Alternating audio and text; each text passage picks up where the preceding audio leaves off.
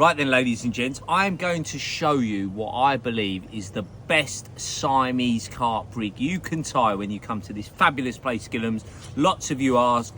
The OMC customers that are with us now, they are sort of fully ingrained in the Siamese philosophical way of doing things, the OMC way on here. But I'm going to show you the very important factors that go into putting a rig together for Siamese, because they do not feed like normal carp. They are not sucking on the bottom, and the rigs that you use at home for king carp, spinners, hinge stiff rigs, normal KD rigs, whatever it is, they don't work like that. So length and the way the bait behaves when it's lifted off the bottom is critical in making sure you get bites, but more importantly ensuring that your hook holds with monster fish are so good that you do not risk straightening out any pattern of hook. It doesn't matter how hard the wire is or thick, if it hasn't gone in well enough, you will straighten it out. So I'm going to use what I believe is one of the best Siamese carp hooks in the world, the size 4 Cassian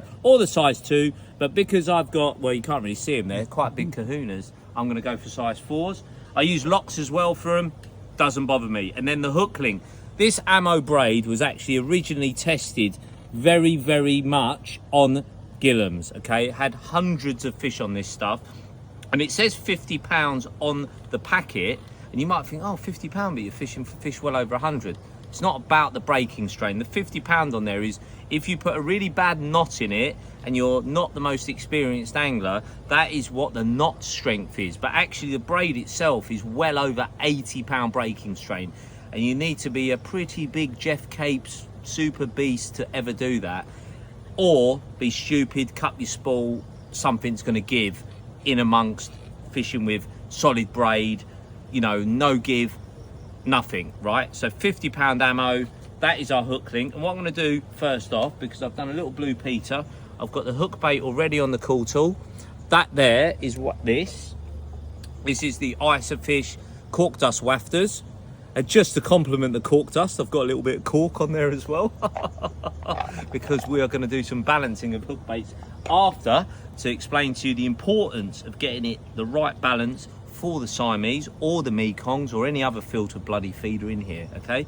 First thing we're going to do is we are going to make a little overhand loop in the end of our ammo braid, okay? Dead easy. That is your hair loop. Now put it tight. Not that it really matters how tight your hair loop is, but you know, there we go, when in Rome. Trim a bit off so it's nice and neat. Then we're going to slide on our hook bait. Am I allowed to fart in this video? Is it bad? It's the food, isn't it? It's that. Oh, you didn't even hear it. Right, here we go. So there is our bait on there, okay? Now, because we're bringing out some bloodworm tippers in conjunction with Enterprise, I thought I might put one on, because I know Siamese carp like bloodworm. Not that they're going to bloody see that underwater, bloody bloodworm, bloody, but it's, I think it looks cool, so it's going on. Oh, stop these liners, you're so cheeky. Right, there we go. So we're going on there. Make this look really easy. You could use a bait blob, you could use a boilie stop. I'm going to use a bit of bloodworm because Siamese carp love bloodworm, okay?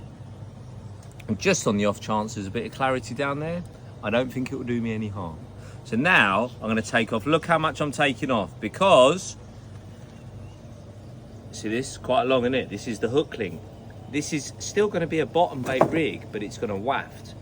There's people climbing in. Look at Roo climbing. Have a look. He's climbing in trying to be quiet. Now he's in a meditation pose. Buddha in Thailand. Right, back on this. Right, so now I reckon I've taken off, that's about my height, isn't it? I reckon I've taken off a good 4 odd foot of ammo. I'm going to lay my hook bait there. I'm going to cut that off. Yes, ladies and gents, that is a bottom bait rig. Mad old hook link, isn't it? That's what I'm saying. You're throwing out all your little philosophies in carp fishing, because this, they might be called Siamese carp, but that's where the similarity ends. Now I'm going to take a lovely sharp Cassian out, size 4. Just always check the point, make sure, and one of the little tests I do here, And these will get you quite a few fish to one hook because they've got such a durable and slightly shorter point to barb ratio. So that means that point's got a little bit more meat in it. So even the pinnacle is very sharp. They'll stay sharper for longer. So if you're having a very busy day, you won't need to tie as many rigs. Now, this is a very important part of this rig. If you just tied a traditional knotless knot and you're fishing for filter feeders and your rig's coming off the deck, if you just tied a knotless knot and had that hair exiting the knot quite high up, the hook will not sit right when it's off the bottom. You need to get and do this. You need to get that hook, the bait exiting the hook at a critical position to make sure you're at optimum position. So what I'm now doing is tying off a little granny knot around the shank, okay? So imagine it is almost like a rig ring, if you like, but it's created with the braid. And what I'm going to do is pull this, because the bait, you don't need a long hair or any stuff like that. Have a look there, look.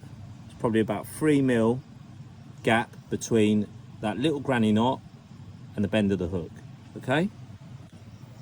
Now we're going to finish tying off our knotless knot.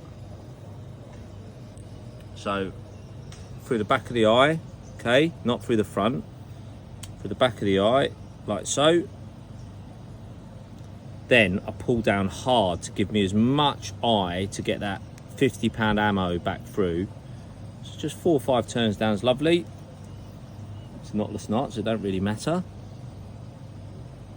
And then we're going to go back through. Let's see if we can get this in one, even with bad eyesight.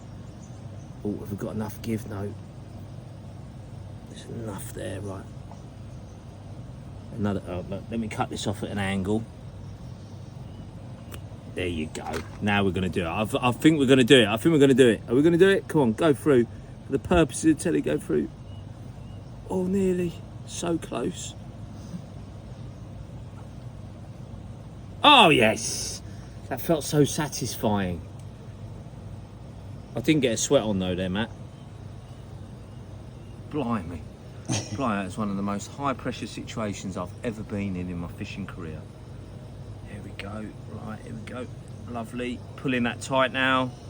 There we go. So now you could, for all intents and purposes, chuck that out. That's very nice indeed. Look at that. Beautiful. But we're not going to stop there because we've got bloodliner aligners. And while we're on the bloodworm theme, these have become very popular at Gillhams.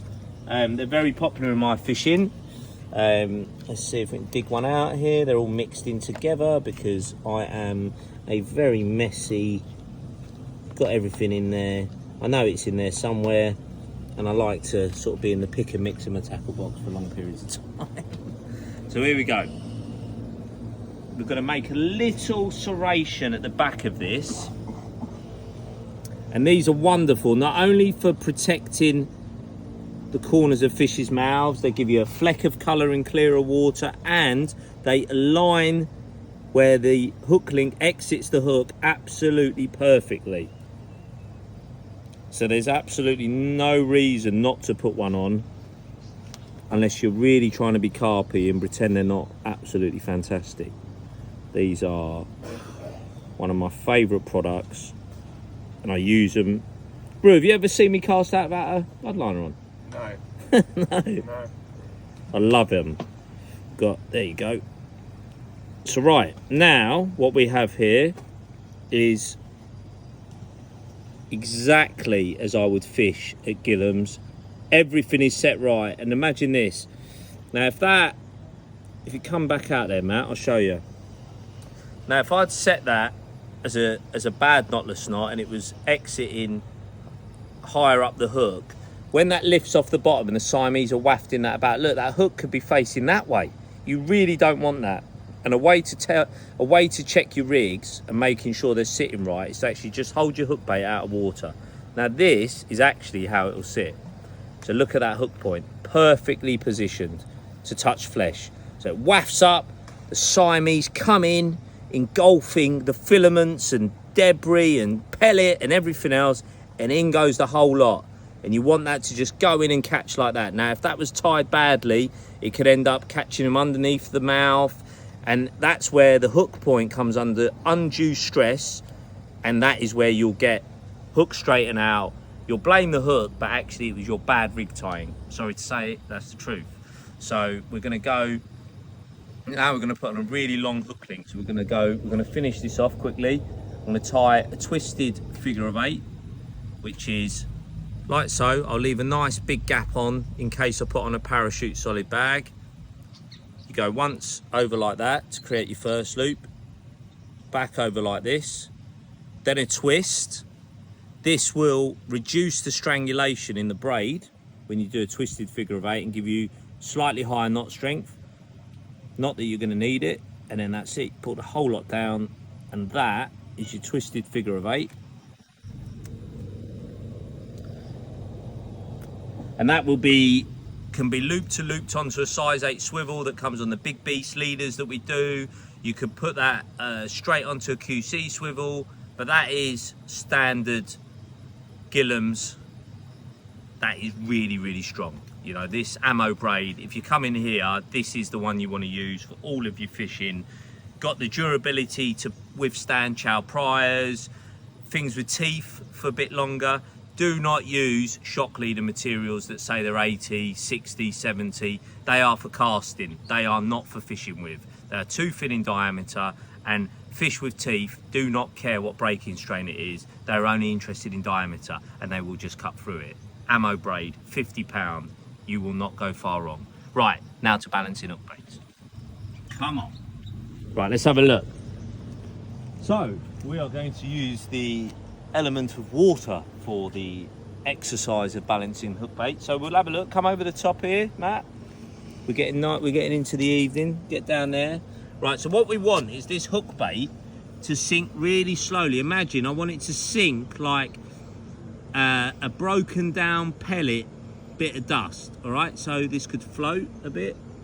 Right, so you need it to break the surface first. Right, how are we going? Right, so we're floating. Okay, so we're floating.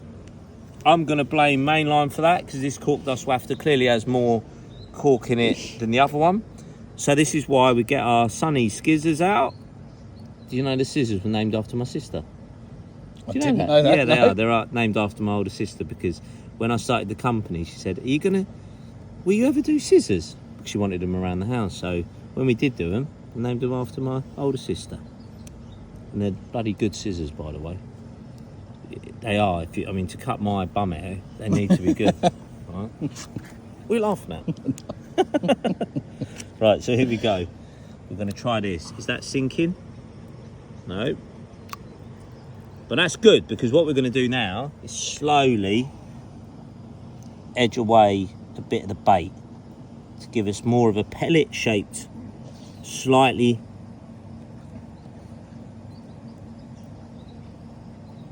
And that's good as well because that breaks the outside of the hook, the bait, and will allow a bit more of the goodness to ease out. Now how are we doing? Right, let's break the film. Oh, still buoyant. But see, it's starting to get a little bit more, so you just come back up, trim a bit more off.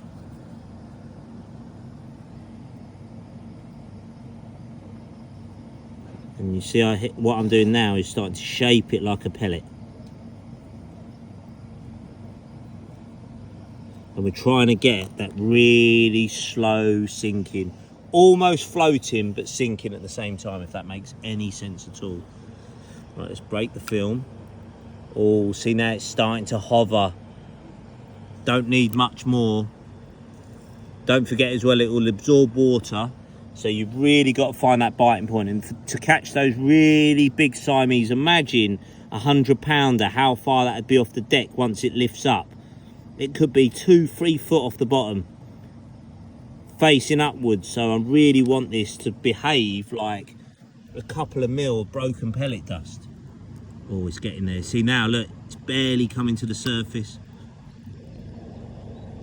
Just a little bit more. Just a little bit more. And the thing is, with a cork dust wafter, you've got to know everyone in your tub is going to be ever so slightly different. So take the time to just get that right, because don't just presume every single one's going to be the same. But for Siamese carp, and filter feeders, it really doesn't matter whether you're hook bait, because they are coming in. Oh, Rue's phone's going, amateur. There we go, look. I'd like to just point out That is, oh, come on, Matt, switch your phone off, mate. We're getting to the important bit. Cameraman's phone's going off, everyone. He's gonna, I'm gonna throw it in the lake. Right, so here we go. We nearly got there before BT call centre went off again. Right, so let's go down there. Just got to break the film. Now look, come on, go on. It's almost sinking, look. It's almost gonna go. Is it going up or down? We're so close to getting that right. One little, I think one couple more little clips with the scissors.